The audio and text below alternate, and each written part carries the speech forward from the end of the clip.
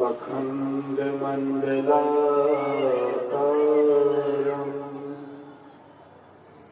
व्याप्तमेन चराचरं तत्पदं दर्शितं येन तस्मै श्रीगुरुवे नमः। धन्य धन्य सतगुरु सुखदा महिमा कही ना जाए। जो कुछ कहो तुम्हारी कृपा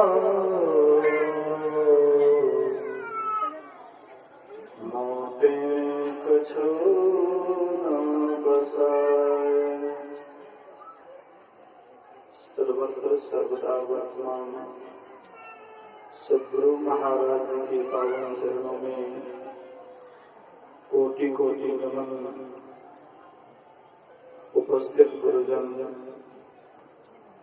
धर्म प्रेमी सत्संगी बंधुओं,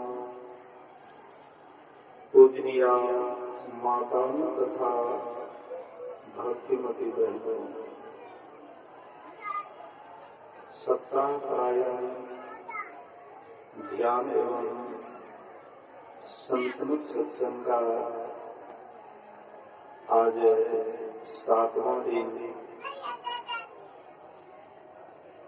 के अपराह्न कालीन सत्संग में हम आप उपस्थित हैं। अभी हम लोग ब्रह्मवादियों के विचार को सुन रहे थे। ब्रह्मवादी में नाम भी गिनाया गया। कहते हैं शिव आदि सुख सनकादिक नारद जे मुनि ब्रह्म विचार विशारद सब कर मत खगनायक एहा करिए राम पद पंकज नेहा। ब्रह्मवादी में सबसे पहले नाम गिनाया गया शिव जी। अज ब्रह्मा जी, सुख सुखदेव मुनि, सनकादिक सनक सनंदन सनातन और सनत कुमार नारद, ये 8 महापुरुषों की गिनती करवाए और कहते हैं कि जो इस ज्ञान में प्रवीण है, ब्रह्म ज्ञान को जानते हैं, इन सबका मत है। मत मतलब विचार। सबका विचार है कि राम के चरणों में प्रेम करना चाहिए। राम के चरणों में प्रेम करना चाहिए। और केवल ये ब्रह्मवादियों का ही विचार है। कहते श्रुति पुराण सदग्रंथ कहा है। श्रुति अर्थात वेद, पुराण सदग्रंथ, 4 वेद, 6 शास्त्र, 18 पुराण, इन सब का भी यही कहना है कि राम के चरणों में प्रेम करना चाहिए। श्रुति पुराण सदग्रंथ कहा ही रघुपति भगति बिना सुख नाही। जब तक रघुपति की भक्ति नहीं करेंगे तब तक सुख नहीं मिलेगा। कमठ पीठ जामहि बरुबारा बंध्या सुख बरु काहि मारा। चाहे कछुए की पीठ पर बांधन आवे, चाहे बांझ का बेटा किसी को मार डाले। अब थोड़ा सा विचार करें, क्या कछुए की पीठ पर बाल जम सकता है? कछुए की पीठ बहुत खड़ा होता है, उनके पीठ पर बाल जमना असंभव है। लेकिन गोस्वामी जी कहते हैं कि यह असंभव काम संभव हो जाए, मैं इसको मान सकता हूँ, लेकिन जब तक राम का भजन नहीं करेंगे तब तक हम आपका कल्याण नहीं हो सकता। चाहे बांझ का बेटा किसी को मार डाले, बांझ कहते किसको हैं? जिनको संतान नहीं है, जिनको बाल बच्चे नहीं हैं, उनको बांझ कहते हैं या बाझिन कहते हैं। लेकिन यहाँ पर कहते हैं गोस्वामी तुलसीदास जी महाराज, चाहे बांझ का बेटा मार डालेगा, अर्थात बांझ है तो बेटा होगा नहीं, लेकिन कहीं बांझ को बेटा हो जाएगा। बांझ को बेटा होता नहीं है, लेकिन बेटा हुआ तो तब बांझ नहीं रहा।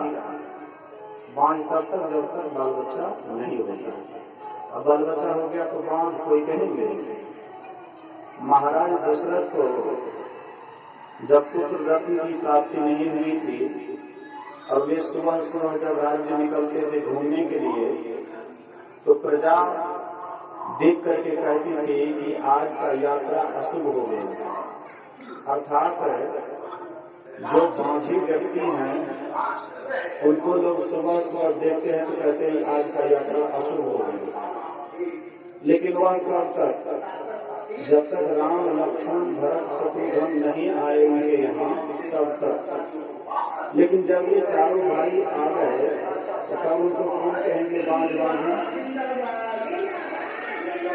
इसलिए यहाँ पर गोस्वामी जी कहते हैं कि बांझ का बेटा किसी को मार डाले, मैं इसको मान सकता हूँ, लेकिन जब तक यह जीव राम का भजन नहीं करेंगे तब तक इसका कल्याण नहीं हो सकता। उसके पास ज्यादा वोल्टेज है, मेरे पास कम वोल्टेज है, मेरा भोलन तेज कर देता। बोलिए श्री सदगुरु। इतना भी अकल नहीं है कि अगल बगल में सत्संग हो रहा है तो थोड़ा भोलन कम कर दें, नहीं मानेंगे ना। कलयुग है, जहाँ पर सतयुग की बात होती है वहाँ पर कलयुग अवश्य ही वहाँ पर बाधा डालेंगे। आप लोग थोड़ा थोड़ा आगे हो जाइए, तो पीछे लोग आते हैं उनको बैठने में दिक्कत होती है, थोड़ा थोड़ा आगे हो जाइए, सबको जगह मिल जाएगा। बोलिए श्री सद्गुरु महाराज की जय। आप लोग मेरी बात को सुन रहे हैं बढ़िया से, ध्यान से सुन रहे हैं ना आप लोग? कहीं आप लोगों का उधर ख्याल तो नहीं चला गया? उधर ख्याल नहीं जाने दीजिए, वो सब ठगवा है। ऐसे बोल बोल करके वोट लेंगे, अब बाद में जैसे आपको अभी प्रणाम करता है, बाद में आपसे प्रणाम करवाएंगे, क्योंकि भाई अभी वो आपके ऊपर चकड़ी चढ़ा रहा है, बाद में उसको उतारते रहिए। इसलिए उधर मत जाए। कोई बनेगा बनेगा, नहीं बनेगा नहीं बनेगा। हाँ, ध्यान दीजिए इधर। तो जब तक चारों भाई नहीं आए तब तक महाराज दशरथ बांझ कहलाए। लेकिन जब चारों भाई आ गए तो तब उनको कौन बांझ कहेंगे, कौन बांझी कहेंगे? लेकिन यहाँ पर गोस्वामी जी कहते हैं कि बांझ का बेटा किसी को मार डाले, मैं इसको मान सकता हूँ, लेकिन जब तक कोई राम से स्नेह नहीं करेंगे, राम का भजन नहीं करेंगे, तब तक उनका उद्धार नहीं हो सकता। फूल ही नव बरु बहु विधि फूला, आकाश में बहुत तरह के फूल फूल जाए। क्या हम आप कभी देखे हैं आकाश में फूल फूलते हुए? फूल जब भी फूलेगा तो धरती से ही सहारा लेकर के, धरती का रस लेकर के ही फूल फूलेगा। लेकिन आकाश में कभी फूल फूल नहीं सकता है। लेकिन गोस्वामी जी कहते हैं यह भी हो जाए, आकाश में भी बहुत प्रकार का फूल फूल जाए, मैं इसको भी मान सकता हूँ, लेकिन जब तक कोई राम का भजन नहीं करेंगे तब तक उनका उद्धार कल्याण नहीं होगा।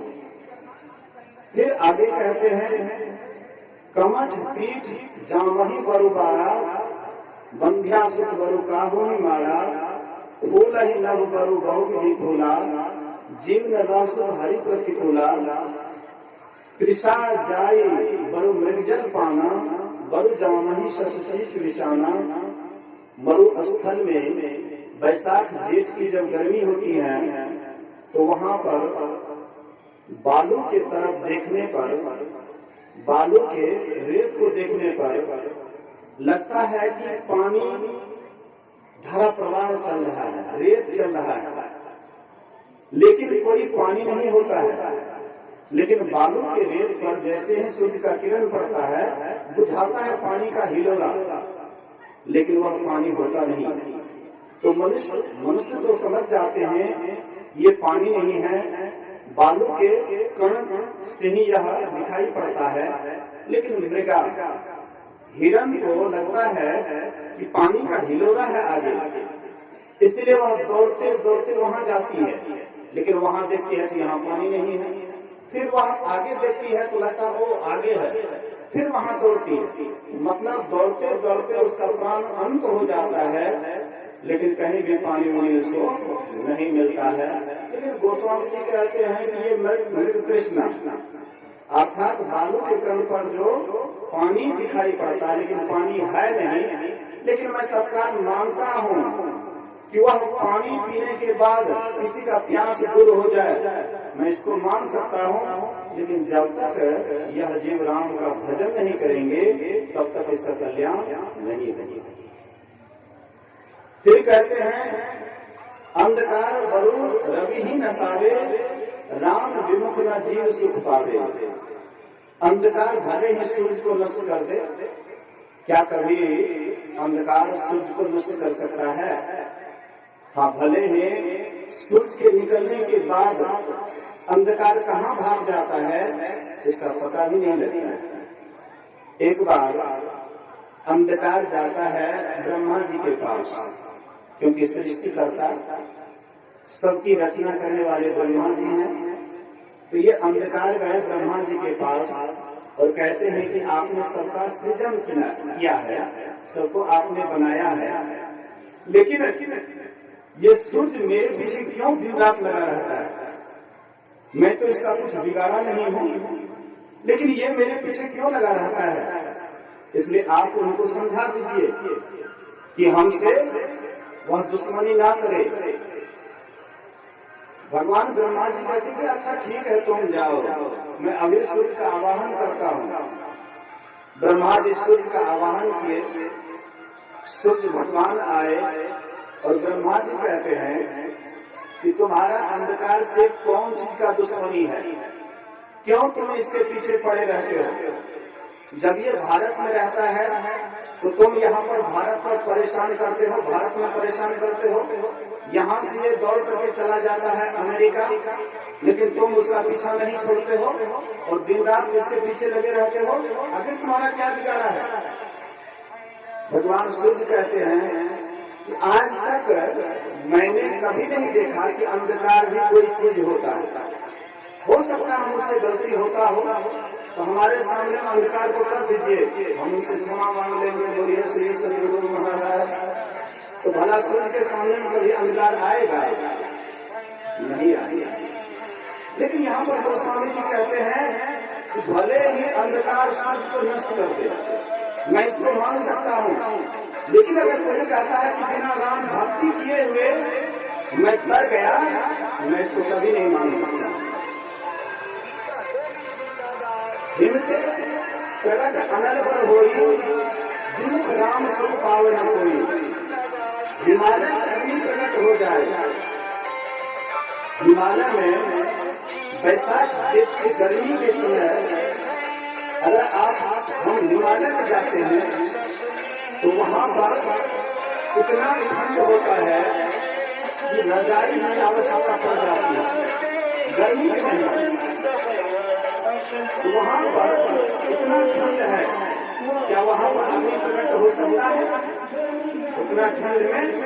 लेकिन गोस्वामी जी कहते हैं मैं इसको भी मान लेता हूँ तत्काल कि हिमालय से अग्नि प्रकट हो आवे, मैं इसको मान सकता हूँ। लेकिन कोई जीव राम से विमुख रह करके अगर वह सुख ढूंढता है, मैं इसको कभी नहीं मानूंगा। बारी मथे वृत होई बरु, सिकता ते बरु तेल, बिनु हरि भजन न भाव करिए, यह सिद्धांत अपेल। कहते यह सिद्धांत अटल है कि बालों को पेड़ने से तेल निकल जावे, पानी को मथने से घी हो जाए। मैं इसको मान सकता हूं, लेकिन जब तक राम का भजन नहीं करेंगे तब तक आपका उद्धार और कल्याण नहीं हो सकता है। अब हम बालों को पेड़नी पर दे करके पेड़े, जैसे तेल पेड़ाते हैं तो बालों को पेड़नी वाला मशीन पर दे करके पेड़े, उससे क्या निकलेगा? कभी तेल निकलेगा। अब बालों को अगर पेड़ने से तेल निकल जाए तो हम लोग काहे के सरसों का खेती करेंगे, क्या जरूरत है? लेकिन गोस्वामी जी कहते हैं अभी हो जाए, उससे निकलेगा तो पानी निकल सकता है लेकिन तेल नहीं। गोस्वामी जी कहते मैं इसको मान लेता हूँ कि बालू से तेल निकल जाए, पानी को मथने से घी हो जाए। नेपाल में कुछ ऐसे भी जगह है कि थोड़ी देर के लिए भी आप पानी रखिए तो तुरंत छाली की तरह ऊपर में पड़ जाता है। अगर पानी को मथने से घी हो जाता तो नेपाल वासी सबसे पहले धनी हो जाते, लेकिन अभी भी सबसे गरीब देश है। कहने का मतलब गोस्वामी जी समझा रहे हैं हम आपको कि अगर तुम सुख चाहते हो, अगर तुम शांति चाहते हो, तो वह सुख शांति राम के भजन में है, ईश्वर की भक्ति में है, परमात्मा की भक्ति में है। अन्यथा कहीं भी तुम चले जाओ, कितना धनी हो जाओ, कितना बड़ा पद हासिल कर लो, बड़े बड़े राष्ट्रपति या प्रधानमंत्री बन जाओ, लेकिन फिर भी तुमको शांति नहीं मिलेगी, फिर भी तुमको सुख नहीं मिलेगा। लेकिन अगर राम भक्ति करते हो, परमात्मा की भक्ति करते हो, तो तुमसे बढ़कर के संसार में और कोई सुखी नहीं हो सकता है। इसलिए अक्सर हम देखते हैं एक एक संत महात्मा के पास कुछ भी नहीं होता है, लेकिन उनके सामने में बादशाह भी फेल होता है। बादशाह भी उनके चरण में जाता है, शीश नवाता है, जबकि उनके पास में कुछ भी नहीं है। आखिर उसमें क्या गुण है? तो वह परमात्मा को पा लिए, राम को पा लिए। इसलिए संत महापुरुष कहते हैं कि आप सुख चाहते हैं, शांति चाहते हैं, आप लोग सत्संग में क्यों आए हैं? कुछ पाने के लिए, कुछ लाभ के लिए ही। बिना लाभ के कहीं कोई नहीं जाते, कहीं भी जाते हैं कोई न कोई लाभ छिपा हुआ है।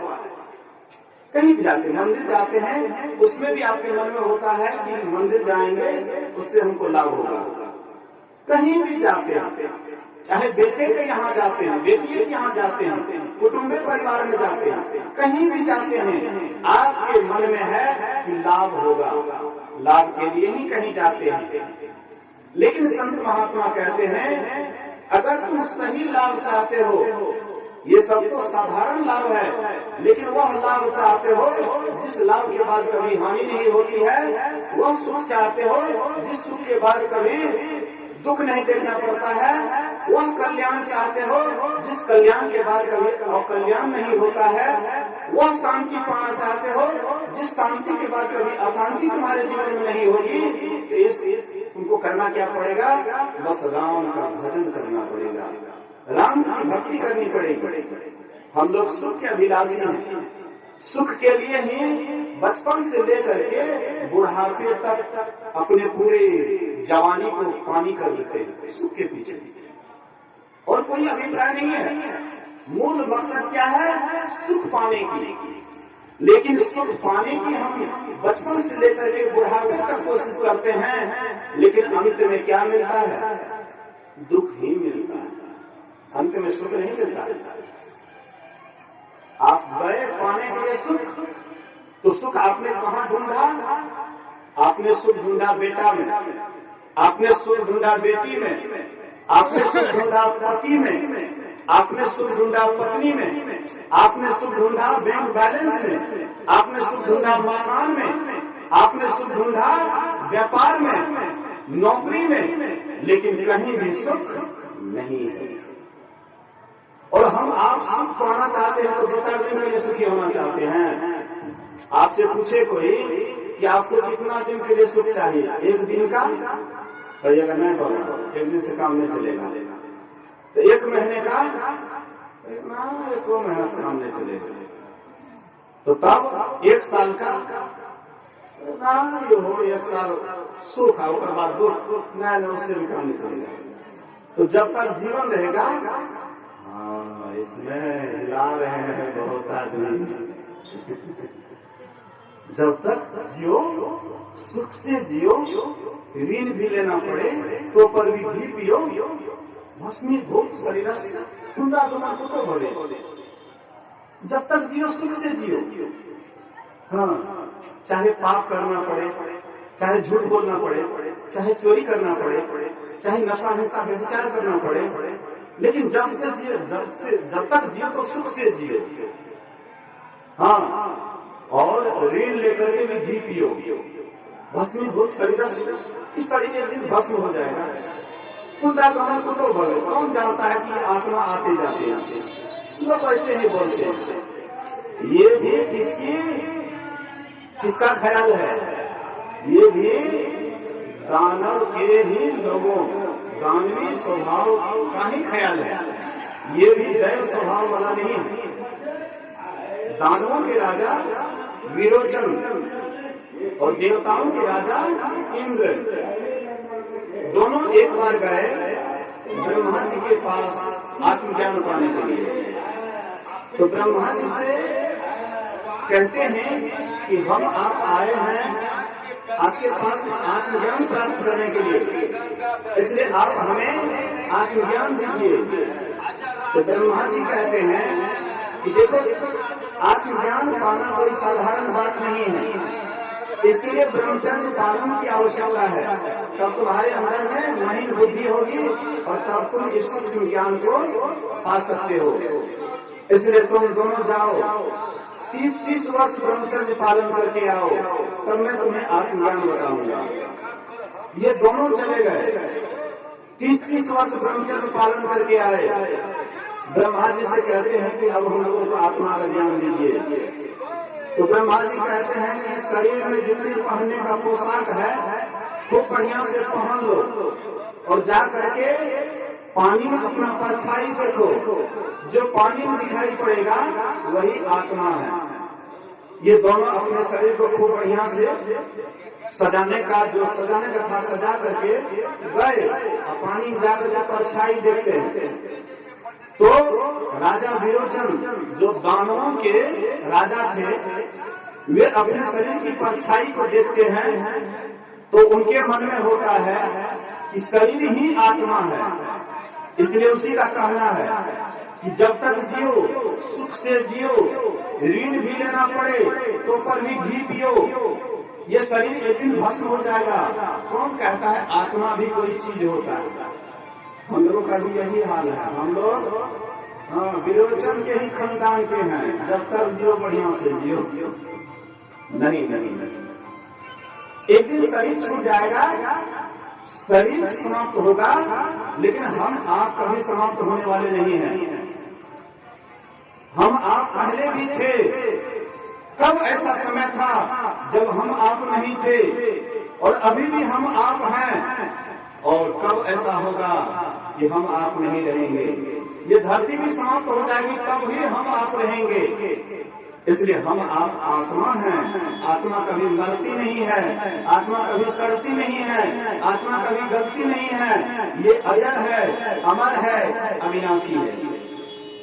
इसलिए कम बुद्धि वाले मान जाएंगे कि जब तक जियो तो सुख से जियो, ऋण भी लेना पड़े तो घी पियो, ऐसे कम बुद्धि वाले मान जाएंगे। लेकिन जिनके अंदर में मेधा शक्ति है, आत्मा का थोड़ा सा विज्ञान है, वे कहेंगे कि हमको ऐसा सुख चाहिए बाबा जिस सुख के बाद कभी दुख का मुख देखना नहीं पड़ेगा। मतलब अनंत सुख चाहिए, ऐसा सुख चाहिए जिसके बाद कभी दुख नहीं हो।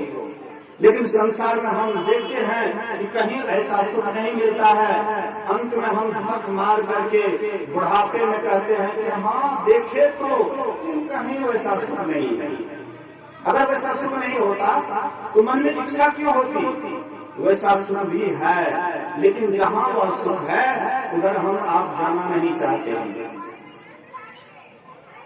वस्तु कहीं ढूंढे कहीं कह विधि आवे हाथ, अकह कबीर तब पाइए जब भेदी लीजिए साथ। एक बूढ़ी माई अंधेरी गली से गुजर रही थी, हाथ में सुई था, अंधेरी गली में गिर जाती है तो वह माई जहाँ पर भेपर लाइट जल रहा था वहां जाती है और बड़ी व्याकुलता के साथ सुई ढूंढने लग जाती है। तो कोई युवक आए, हाँ कोई सज्जन आए और देखे कुछ ढूंढते हुए तो कहते हैं माई क्या तुम्हारा खो गया है, क्या ढूंढ रही है? बोली कि बेटा सुई खो गया है, वही सुई ढूंढ रही हूँ। तो सोचे कि बूढ़ी माता है इसमें थोड़ा मदद कर देना चाहिए। वह सज्जन भी लगे ढूंढने, फिर दूसरे सज्जन तीसरे सज्जन, मतलब ढेर आदमी आकर के वह माता जी का सहयोग करने लगे। एक विवेकी सज्जन आते हैं और कहते हैं आप लोग क्या खोज रहे हैं? बोले कि बूढ़ी माई का सुई खो गया है, उसी को हम लोग मदद कर रहे हैं। बोले कि कहाँ पर इसका सुई खोया? बोले वह तो बूढ़ी माई ही जाने। तो बूढ़ी माई से पूछते हैं ए बूढ़ी माई तुम्हारा सुई कहाँ खोया? बोले बेटा अंधेरी गली में। कहते वाह माई तुम्हारा सुई खोया अंधेरी गली में, अब तुम खोज रही भेपर लाइट के पास, जीवन भर तुम खोजती रहेगी, कभी भी सुई मिलने वाला नहीं है। बस बूढ़ी माई के तरह भी हम लोग भी हैं। हम लोगों का सुख भी हमारे अंदर में खो गया है, हमारे भीतर में खो गया है और हम लोग बाहर के चकाचौंध में, बाहर के दुनिया में, बेटा में, बेटी में, धन में, दौलत में, पद में, प्रतिष्ठा में, संसार की तरफ ढूंढ रहे हैं। जिंदगी भर खोजते रह जाएंगे लेकिन कभी मिलने वाला नहीं है। इसलिए संसार में आप देखते हैं, हम देखते हैं जितने भी लोग हैं सब के सब दुखी है। जहाँ कहीं भी जाकर के देखिए, चाहे धनी हैं, गरीब हैं, जैसे भी हैं, सब रो रहे हैं, सब परेशान हैं, सब दुखी हैं। इसलिए कबीर साहब को कहना पड़ा तन धर सुखिया कोई ना देखा, जो देखा सो दुखिया हो। तंधर सुखिया कोई न देखा, जो देखा सो दुखिया हो। उदय अस्त की बात कहा तू सबका किया विवेका हो। कहते जब से ये सृष्टि बनी है और जब तक ये सृष्टि समाप्त नहीं होगा, बीच में जितने भी जीव हैं सबके सब दुखी हैं, रहेंगे। घाटे बाढ़े सब जग दुखिया, क्या गिरही बैरागी हो। सुखदेव आचार्य दुख के डर से गर्भ से माया त्यागी हो। सुखदेव जी महाराज यही दुख देख करके माँ के ओदर में छिपे हुए हैं, माँ के गर्भ में छिपे हुए हैं कि नहीं बाहर निकलूंगा और नहीं ये दुख हमको पछाड़ेगी, ये माया हमको पछाड़ेगी। इसलिए आराम से माँ के गर्भ में पड़े हुए हैं। लेकिन कितना दिन तक रहेंगे? फिर भी 12 साल तक माँ के गर्भ में छिपे रहे। व्यास देव के शिष्यों ने प्रार्थना किया कि कब तक माँ को कष्ट देते रहिएगा। इधर के माँ 9-10 महीना कष्ट सहती है, लेकिन ये माँ जिसके ओर में तुम हो 12 वर्ष तक कष्ट सह रही है, अब कितना कष्ट दोगे? कम से कम अब तो बाहर निकलो। बहुत प्रार्थना करने के बाद सुखदेव जी महाराज निकल तो जाते हैं माँ के गर्भ से, लेकिन उसके बाद सीधे जंगल की ओर चल देते हैं। बोलिए श्री सद्गुरु महाराज। जब जंगल की ओर चल दिए, व्यासदेव जी महाराज कहते बेटा बेटा बेटा कहाँ जा रहे हो? अरे जैसे मैं घर गृहस्थी में रहता हूँ, बाल बच्चे के साथ रहता हूँ, तू भी घर गृहस्थी में रह, बाल बच्चे के साथ रह। सुखदेव मुनि कहते हैं कि पिताजी मैं एक कहानी कहता हूँ। भीतरे से ब्रह्मज्ञानी थे वे, माँ के ओदरे से ब्रह्मज्ञानी थे, इसलिए सब बात को जानते थे। इसलिए कहते हैं पिताजी मैं एक कहानी कहता हूँ, सुनिए। नदी किनारे एक ब्रह्मचारी रहते थे, अपने पेट भरने के लिए गांव में जाते थे भिक्षा के लिए। एक दिन वह उल्टा नारी के यहाँ पहुंच गए। उल्टा नारी उसको कहते जो पति के उल्टा चलती है, जो बात बात में विपरीत चलने वाली, उल्टा चलने वाली को उल्टा नारी कहती है।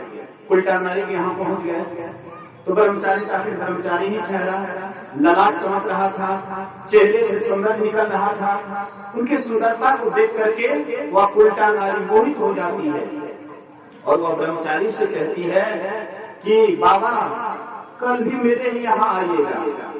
तो बाबा को ले गए, बढ़िया से खिलाए पिलाए। फिर तीसरे रोज कहते बाबा, दूसरे रोज कहते बाबा, तीसरे रोज कल भी मेरे यहाँ आइएगा। तीसरे रोज ले गए तो बढ़िया से उस दिन भी खिलाई। बोले कि बाबा कल भी मैं आपके लिए भोजन बनाऊंगी, कल भी आइएगा। चौथे रोज जब बाबा आए उसको 2 मंजिला पर ले गए, ले जाकर के कमरा बंद कर देती है और ब्रह्मचारी का ब्रह्मचर्य भंग करना चाहती है। अब ब्रह्मचारी परमात्मा से प्रार्थना करते हैं, हे परमात्मा आज तक तो मैं तुम्हारे व्रत में अटल रहा, लेकिन आज मेरा व्रत चलने वाला है, अब तुम ही आकर के रक्षा करो। जो आपकी पुकार लगाते हैं परमात्मा किसी न किसी विधि से उनकी रक्षा करते हैं। द्रौपदी को बाल पकड़ करके दुशासन भरी सभा में लाए और ला करके दुर्योधन कहते हैं इसको नग्न करके मेरे जांग पर बिठाओ। दुशासन नग्न करने का प्रयास करते हैं।